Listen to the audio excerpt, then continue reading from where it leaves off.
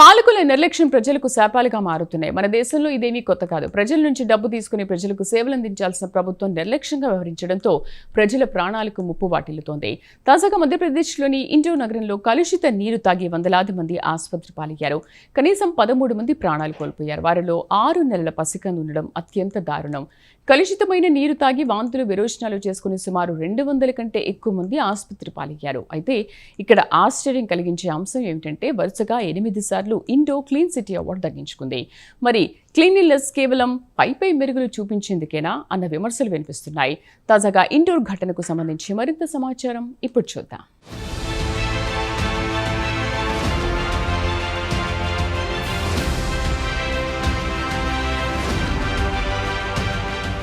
మన దేశంలో పాలకుల నిర్లక్ష్యానికి ప్రజలు బలవుతున్నారు. అధికారంలోకి వచ్చే వరకు అరచేతిలో వైకుంఠం చూపుతారు. తీరా అధికారంలోకి వచ్చిన తర్వాత ప్రజలను అస్సలు పట్టించుకోరు.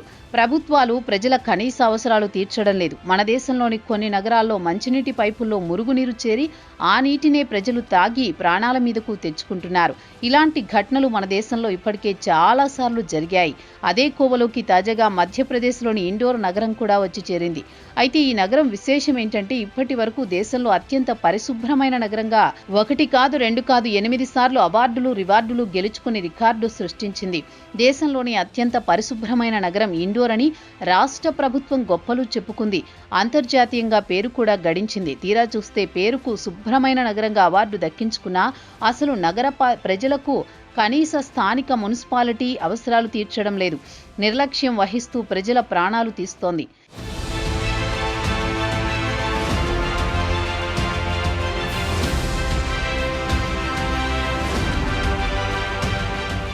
ఇక ఇండోర్ నగరం మున్సిపాలిటీ విషయానికి వస్తే అడుగడుగునా నిర్లక్ష్యం కొట్టొచ్చినట్టు కనిపిస్తోంది.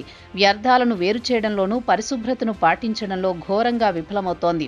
ఇండోర్ నగరంలోని భగీరథపుర ప్రాంతానికి చెందిన ప్రజలు డిసెంబర్ 29 నుంచి మున్సిపాలిటీ సరఫరా చేసే కలుషిత నీరు తాగి క్రమంగా అనారోగ్యం పాలవుతున్నారు. మున్సిపాలిటీ నీరు త్రాగి 13 మంది ప్రాణాలు కోల్పోయారు. మరో 200 మంది కంటే ఎక్కువ మంది ఆసుపత్రి పాలయ్యారు. కలుషిత నీరు తాగిన ప్రజలు వాంతులు విరేచనాలతో ఆసుపత్రుల పాలయ్యారు. కాగా నగర మేయర్ మాత్రం మొత్తం 294 మంది పేషెంట్లను నగరంలో వివిధ ఆసుపత్రుల్లో చేర్పించామని చెప్పారు. వారిలో 93 మంది డిశ్చార్జి అయ్యారని తెలిపారు. 32 మంది ఐసీయూలో ఉన్నట్లు మేయర్ హైకోర్టుకు సమర్పించిన నివేదికలో వివరించారు.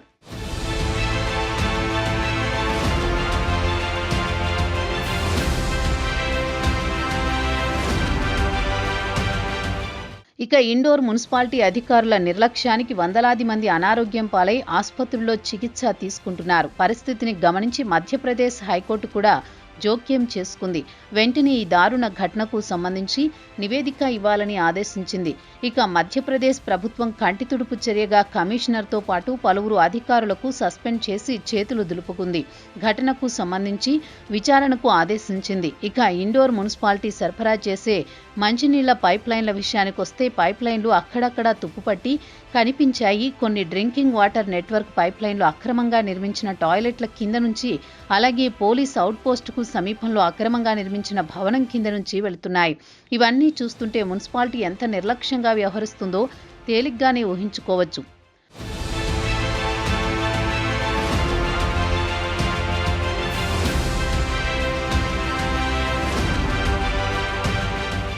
ఇండోర్ మున్సిపాలిటీ అర్బన్ ప్లానింగ్ను తుంగలో తొక్కింది. అక్రమంగా భవనాలు నిర్మిస్తుంటే చూసి చూడనట్టు వదిలేసింది. శానిటేషన్ ఎన్ఫోర్స్మెంట్ అక్రమంగా నీటి కనెక్షన్లు తీసుకుంటే వాటిని పెద్దగా పట్టించుకోలేదు. ఇక పైప్లైన్ మెయింటెనెన్స్లో ఘోరంగా విఫలమైంది. అడుగడుగునా మున్సిపాలిటీ నిర్లక్ష్యంగా కనిపించింది. అధికారులు ఇంతలా నిర్లక్ష్యంగా వహిస్తే ఏదో ఒకరోజు కలుషిత నీరు త్రాగి ప్రజలు ప్రాణాలు కోల్పోతారని తేలికగానే ఊహించుకోవచ్చు. ఈ ప్రమాదానికి కారణం కేవలం అధికారుల నిర్లక్ష్యం మాత్రమే కనిపిస్తోంది. ఇక పైపుల ద్వారా వెళుతున్న నీటిని ల్యాబ్కు పంపిస్తే ఆ నీటిలో వివిధ రకాల బ్యాక్టీరియా ఉన్నట్లు తేలింది. వ్యాధికారకాల బ్యాక్టీరియా వల్ల పిల్లలు, వృద్ధులు అనారోగ్యానికి కారణమైంది. విషపూరితమైన కుళాయి నీరు త్రాగి ఇండోర్ వాసులు ప్రాణాలు కోల్పోయారు.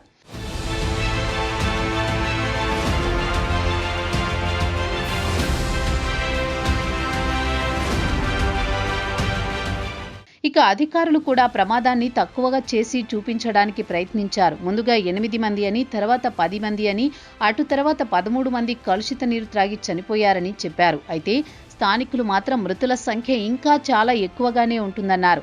ఇవన్నీ పక్కన పెడితే ప్రాణాలు కోల్పోయిన వారి కుటుంబాలు మాత్రం మానసిక క్షోభకు గురవుతున్నారు. ప్రజలకు మున్సిపాలిటీపై నమ్మకం పోతోంది. శానిటేషన్ డిపార్ట్మెంట్ తన విధులు నిర్వర్తించడంలో ఘోరంగా విఫలమైంది. అయితే ప్రమాదం జరిగిన వెంటనే ఉన్నతాధికారులు ఆఘమేఘాలతో సంఘటన జరిగిన భగీరథపుర ప్రాంతానికి వచ్చారు. కలుషిత నీరు సరఫరా అయ్యే పైప్లైన్స్ ను సీజ్ చేశారు. అధికారులను సస్పెండ్ చేశారు. తక్షణమే పైప్లైన్స్ ను రిపేర్ చేయాలని ఆదేశించారు. ఉన్నత స్థాయి అధికారితో దర్యాప్తు చేయించాలని ప్రభుత్వం ఆదేశాలు జారీ చేసింది.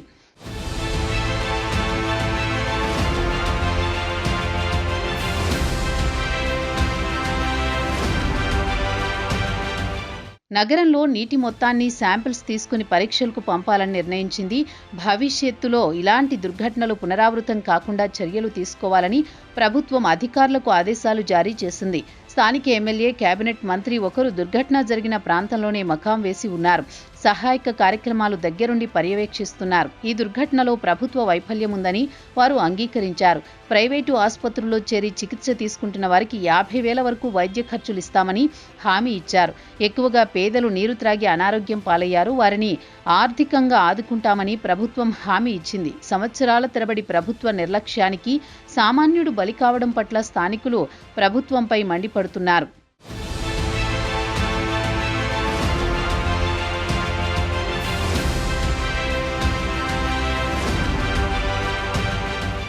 ఇండోర్లో జరిగిన విషాదం కేవలం ఒక్క నగరానికే పరిమితం కాదు, దేశంలోని ప్రతి నగరంలో ఉన్న సమస్య. అయితే ప్రమాదం జరిగినప్పుడు మాత్రమే నాయకులు హడావుడి చేసి తర్వాత మాయమవుతారు. దేశంలోని ప్రతి నగరంలో మంచినీటి పైప్ లైను పక్కన మురుగునీరు పైప్ లైన్ వెళ్తూ ఉంటాయి. కాలం చెల్లిన పైపులు పగిలి నీరు కలుషితమవుతాయి. అదే నీటి వన మున్సిపాలిటీలు ప్రజలకు సరఫరా చేస్తాయి. అవి తాగిన ప్రజలు మృత్యువాత పడతారు. ఇకనైనా ప్రభుత్వాలు under ground water pipe lines maintenance దృష్టి పెడితే చాలు అని ప్రజలు కోరుతున్నారు. అవార్డులపై ఉన్న శ్రద్ధ మంచినీటిపై చూపించండి చాలు అంటూ చురకలు పెడుతున్నారు ఇండోర్ వాసులు. మరి ఇండోర్ ట్రాజెడీ దేశంలోని ఇతర నగరాలకు వేకప్ కాల్ అవ్వాలని కోరుకుందాం.